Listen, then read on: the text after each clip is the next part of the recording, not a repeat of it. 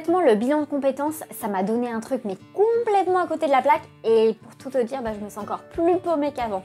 Ah bon? Ah bah tu vois, ça m'étonne parce que moi j'en ai fait un et franchement je suis plutôt satisfaite. Tu vois, je peux dire que j'ai trouvé vraiment le métier qui me correspond. Ok, alors on a d'un côté ceux pour qui le bilan de compétences ça a été totalement inutile, ça n'a strictement rien changé à leur vie.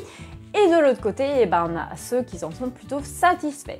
Et toi, tu hésites un petit peu entre les deux et tu te dis, ok, qu'est-ce que je fais? Je me lance ou pas? Bon, allez, bouge pas dans cette vidéo, je te dis tout sur le bilan de compétences. Est-ce que c'est vraiment utile ou pas? Let's go!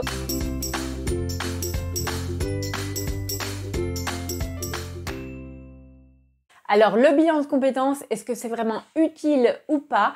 Alors, dans cette vidéo, je te partage vraiment mon avis personnel, bien sûr, t'en fais ce que tu veux. Moi, de mon point de vue, je pense que effectivement c'est une bonne chose parce que ça s'est quand même vachement modernisé quand même depuis quelques années. On n'est plus trop dans ce bilan de compétences un petit peu old school où on était beaucoup centré sur l'expérience passée et pas trop sur l'introspection, les vrais besoins, voilà ce qu'on aimerait pour notre vie future. Là, c'est vrai que je trouve que effectivement, il y a cette partie introspection qui est venue s'ajouter. Tu vois, il y a quand même beaucoup plus d'organismes qui se sont créés et forcément avec des propositions différentes. Donc, des formules différentes, tu vois, que ça va aller de 5 heures d'accompagnement à 24 heures, puisque 24 heures, c'est le délai maximum légal, parce que c'est quand même encadré par la loi, le bilan de compétences. On a aussi des accompagnements en présentiel, à distance, hybride également, donc à moitié des deux. Donc pour ça, je pense que c'est vraiment un bon point. Maintenant, comme tu l'as vu, il y en a pour qui ça a réussi et d'autres non. Alors qu'est-ce qui explique justement cette différence? Déjà, je pense qu'il faut qu'il y ait les bonnes conditions qui soient réussies du côté du candidat, mais aussi du côté de l'organisme. Alors déjà, du côté du candidat, il faut que la personne déjà elle sache vraiment pourquoi elle fait ce bilan de compétences. Parce que finalement, il y a plein de raisons possibles. Est-ce que c'est parce que tu te sens complètement perdu dans ta vie professionnelle? Ou peut-être que tu sais que tu veux changer de métier? Ou tu sais même que tu veux entreprendre? Ou alors tu veux évoluer dans ta carrière, dans ton entreprise, mais tu sais pas trop comment t'y prendre. Bref, il y a plein de raisons et je pense que déjà, il faut que le candidat, donc que toi, tu sois OK avec cette idée. Je fais un bilan de compétences, pour quelles raisons? Et comme ça, j'irai jusqu'au bout. Ensuite, il faut que tu sois ce qu'on appelle coachable. C'est-à-dire que tu vas en mode ok, j'y vais, mais je suis ok de sortir de ma zone de confort, de prendre des risques, d'apprendre. Et il faut que tu aies quand même une certaine ouverture d'esprit pour te dire que voilà, peut-être que tu as des idées en tête, mais c'est ok si en fait finalement ces idées t'amènent vers d'autres idées, etc. Surtout ne te ferme pas des portes. Il faut également que tu sois organisé, rigoureux, assidu, que tu essaies d'implémenter vraiment tout ce qu'on te dit, que tu fasses bien les exercices, parce que sinon c'est clair et net que ça va pas marcher.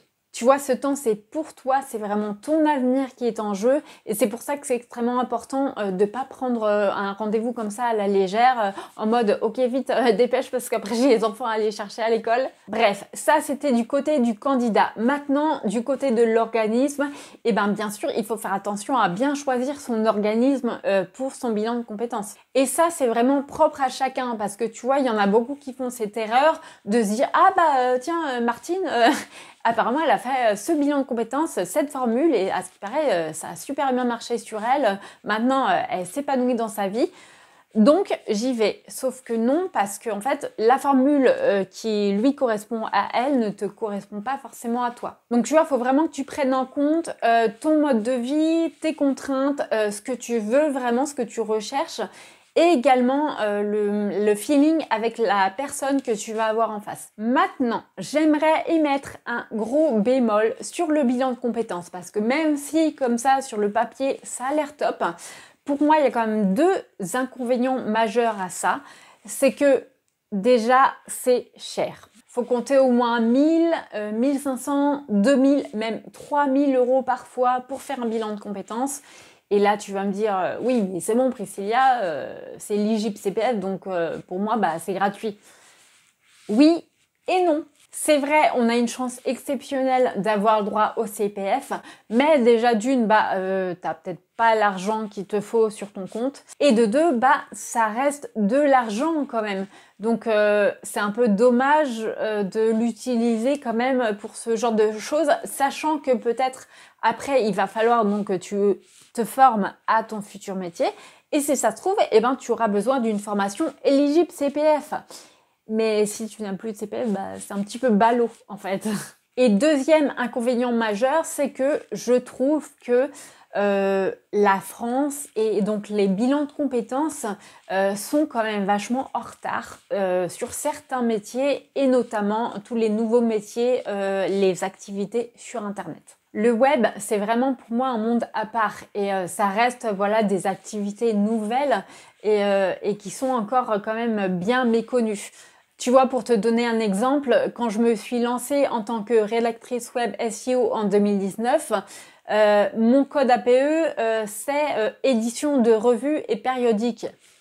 Bon, je veux pas dire, mais on en est loin quand même.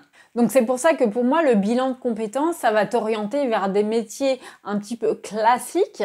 Mais dès qu'on va essayer de rentrer un petit peu dans les métiers du web, là, c'est compliqué. Et c'est pour ça que si toi, tu envisages éventuellement justement d'exercer un métier sur Internet pour pouvoir concilier vie pro et vie perso, parce que c'est quand même le gros avantage de travailler en ligne, c'est qu'on peut vraiment avoir un certain équilibre entre les deux, même si on s'entend que c'est pas du 50-50, mais pour moi c'est vraiment le fait de pouvoir allier les deux, en fait, tout simplement. Si tu veux te lancer là-dedans, pour moi le bilan de compétences il n'est pas adapté parce que ça vise beaucoup trop large, ça vise beaucoup trop classique. Et c'est justement pour ça que actuellement je suis en train de créer ma première formation en ligne pour justement aider tous ceux qui veulent se lancer sur Internet mais qui n'ont pas d'idée. Donc il s'agira d'un accompagnement hybride où il y aura une partie formation cours en ligne et une partie coaching individuel pour un réel suivi personnalisé. Donc c'est une formation qui s'adressera principalement aux mamans et aux papas parce que justement c'est pour pouvoir concilier vie pro et vie perso. Mais après, bien sûr, si t'es pas maman ou papa, il n'y a pas mort d'homme. Et c'est une formation qui va sortir courant le mois de mai 2024. Donc reste bien à l'affût si jamais ça t'intéresse. Dans tous les cas, j'en reparlerai. Et moi, en attendant, je te renvoie vers une vidéo que j'ai faite sur « J'ai 30 ans et je ne sais pas quoi faire de ma vie ». Voilà, ça apparaîtra par là. Donc, moi, je te souhaite une bonne journée, une bonne soirée et je te dis à bientôt. Ciao!